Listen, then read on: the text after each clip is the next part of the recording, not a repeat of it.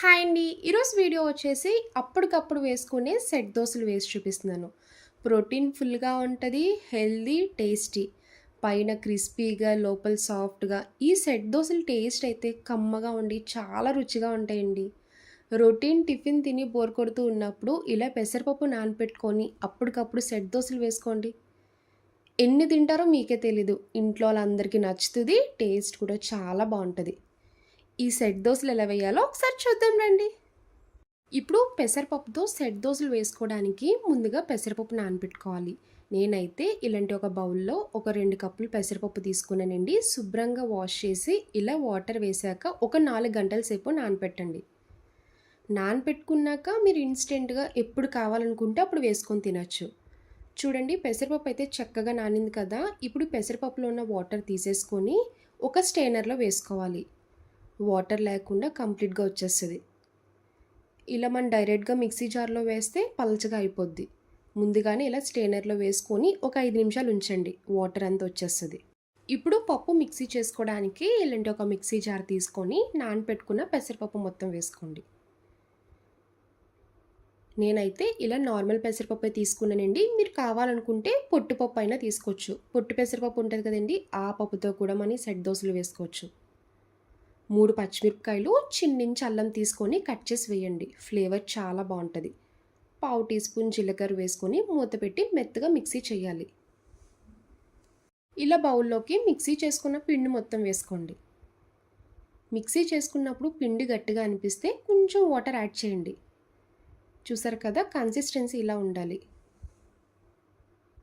ఇప్పుడు ఈ పిండిలో కొంచెం కొత్తిమీర, ఉల్లిపాయ ముక్కలు చిన్నగా కట్ చేసి వేసుకోవాలి. ఉల్లిపాయ ముక్కలు వేసాక బ్యాటర్ కన్సిస్టెన్సీ కొంచెం పలుచగా అవుతుందండి. అందుకే స్టార్టింగ్ మీరు కొంచెం గట్టిగానే మిక్సీ చేసుకోవాలి. చిటికెడు పసుపు, టేస్ట్కి తగ్గ సాల్ట్ వేసుకోండి. మీరు ఇందులో కావాలనుకుంటే క్యారెట్ తురిమేసి కూడా వేసుకోవచ్చు.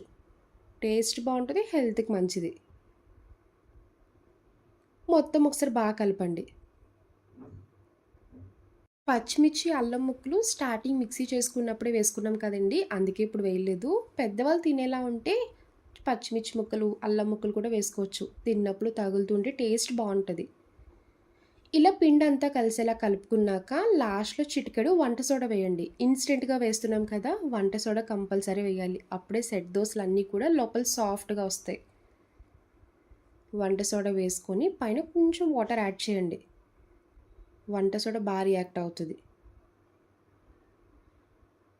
ఇలా కలుపుకున్న పిండిని పక్కన పెట్టండి. ఇప్పుడు సెట్ దోసలు వేసుకోవడానికి స్టవ్ ఆన్ చేసి ఇలా ప్యాన్ పెట్టుకున్నాక ఆయిల్ వేసుకోవాలి.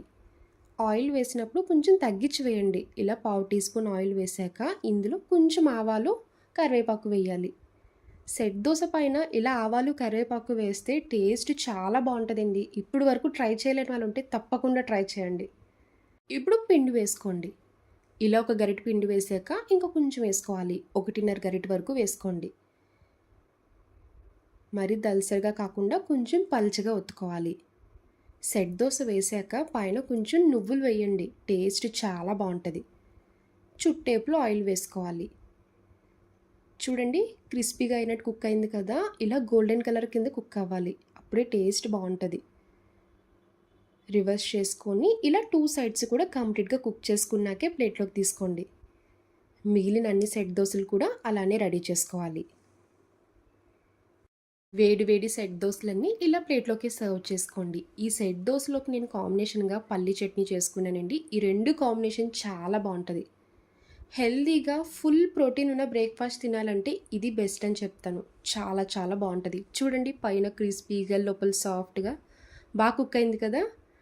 ఈ సెట్ దోస టేస్ట్ అయితే చాలా కమ్మగా ఉంటుందండి. డెఫినెట్లీ ట్రై చేయండి. చూసారు కదా సెట్ దోస. నా వీడియో మీకు నచ్చితే లైక్ చేసి షేర్ చేయండి. ఫస్ట్ టైం చూసే వాళ్ళు ఎవరైనా అయితే ప్లీజ్ అండి ఛానల్ సబ్స్క్రైబ్ చేయండి. బాయ్ అండి.